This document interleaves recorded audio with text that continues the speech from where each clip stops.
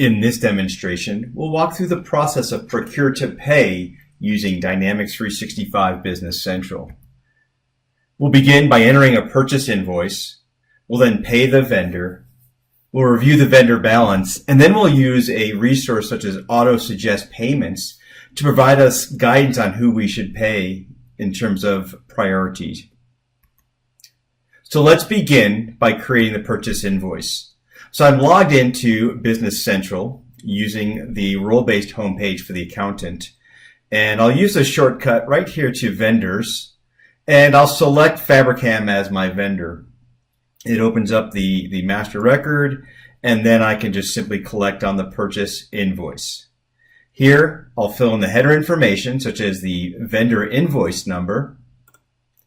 And then down below, I could either type in or just use the drop-down menu to select the items that I'd like to purchase. In this case, the London swivel chair. We'll enter in a quantity of 20. Now, what's interesting is the system, the application is constantly monitoring events, and it notices with its embedded intelligence that as I'm placing the order with this particular vendor, there's some other items that I have in inventory, so I appreciate that they're asking me to add this. Perhaps I can get better terms with my vendor.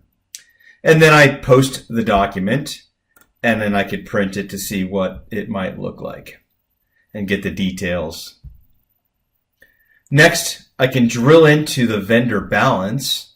So I'll see here for the $6,526, I can click into that vendor, and I see the most recent invoice that I just posted. I'll close out of that window. And the next step is to pay the purchase invoice. So from the home page, real quick in the actions area in the main screen, I can select payables from the drop-down and select payment journal. And here I'll edit the highlighted journal. And from the drop-down list, I'll go ahead and select the vendor that I want to pay. In this case, it's Fabricam. And I'll enter in the amount from that recently created purchase invoice. And then I'll scroll to the right, and I will apply this to the document that we just created. So I'll select OK. And now I can post, and I'll post those purchase lines. The next step would be to review the vendor history. So from the vendor list, I can choose from the tiles here the 18 most recent posted invoices.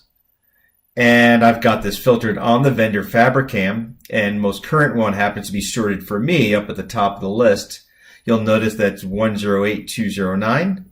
We'll go ahead and select that. Now I can also hold down my Shift key as I need to do additional analysis, and I can select a few items in this list. I'll do Control C with my keyboard. 14 rows have been copied. Now I'll open up Excel, and then I'll right click or use Control V. I'll paste into Excel, and now I've got this information for me to do some additional analysis, what if scenarios. The last step was to show you how we can use auto suggestions to make payments to vendors. So we'll begin here in the home page. I'll select cash management and the submenu payment journals. Again, I'll open up that payment registration.